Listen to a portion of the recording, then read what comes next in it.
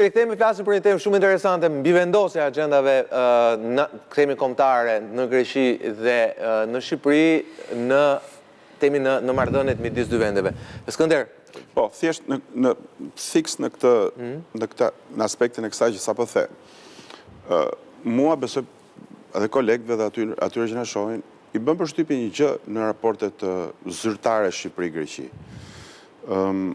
I fundit demarsh pozitiv që ka përfunduar si i tillë, me sa unë kujtoj, ka qenë marrëveshja e famshme e vitit 96, e cila, siç u tha, Traktati i miqësisë. Traktati i miqësisë, i cili siç u tha tani nuk është më Se i doli nga s'ka doj. Ndërkohë, gjitha problemet. 10 vjet është ai. Të gjitha problemet, 20, të vjetra, të reja, të shkuarës, të tashmes, të ardhmes, janë zgjidhur përgjithsisht o duke u lënë pezull, o me gjuhën e forcës, o me mosmarrveshje të ngrira që i kanë vajtur dhe janë shuar në një lloj paqe të rreme diku mbas shumë kohësh.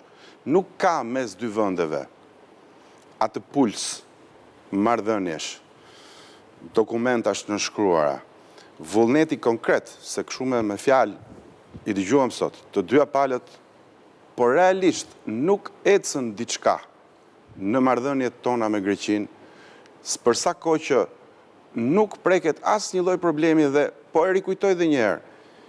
Një stinë e vogël afrimi që ishte ajo mes qeverisë së Ciprasit dhe qeverisë së Rama, sa i bie 2 ndoshta, 1 ose 2, 2016. Po.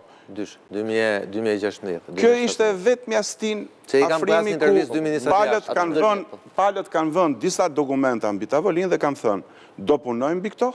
Sepse këto janë realisht që duhen zgjidhur disi. Duhet ta gjejmë zgjidhje. I kemi këto probleme. Do t'i zgjidhim disi?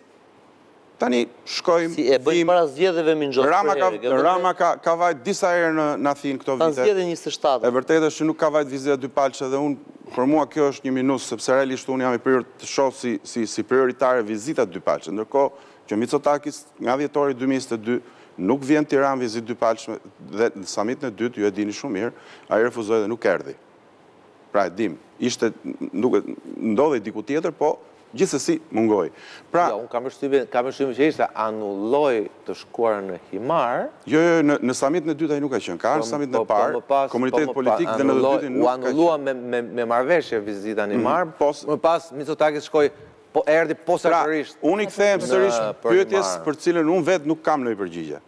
Përse mes dy vendeve, të gjitha palët, të gjitha ngjyrat, i gjithë spektri politik, ata që vinë, ata që ikin, ata që janë qeveri, ata që janë opozitë, të gjithë nuk arrin dot të atakojnë, të prekin dhe të zgjidhin një listë të shkurtër, por shumë sfiduese problemesh që ne kemi mes dy vendeve. Barka, pse ndodh kjo?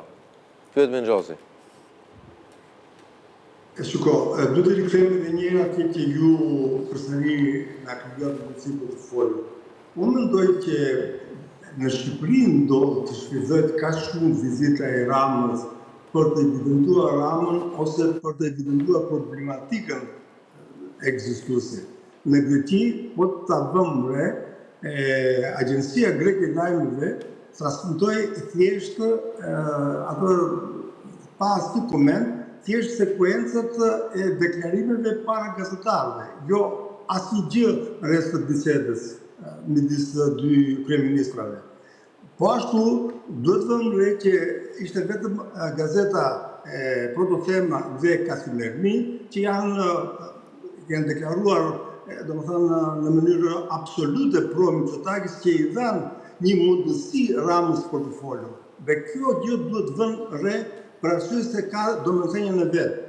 Ka personazhe siç është Alex Pavahelas, i cili e ka marrë përsi vazhdimisht për ta promovuar Ramën edhe në situata shumë më të vështira në marrëdhënien midis dy vendeve. Pra, nuk ka në Greqi, si thua, një jehon kaq të madhe ose një premisë për të parë marrëdhënien midis dy vendeve.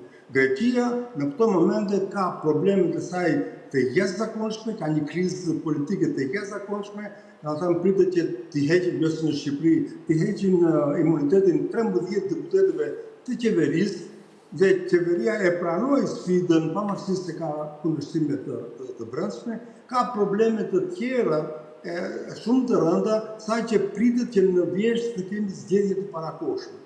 Kështu që nuk ka në Greqi një jehon të tillë ose vajti Rama atje si shpëtimtar. Edhe çështja e migrantëve, që janë dhe 200.000 që votojnë tani, unë besoj se askush nga Tirana nuk ka mundësi të instrumentalizoj ata. Janë qytetarë grek. Po, duhet të, Panajot, duhet të, unë nuk jam partizan i këtij leximit i çik temi konspirativ, po duhet të një gjë që në zgjedhjet europarlamentare, kriza Beleri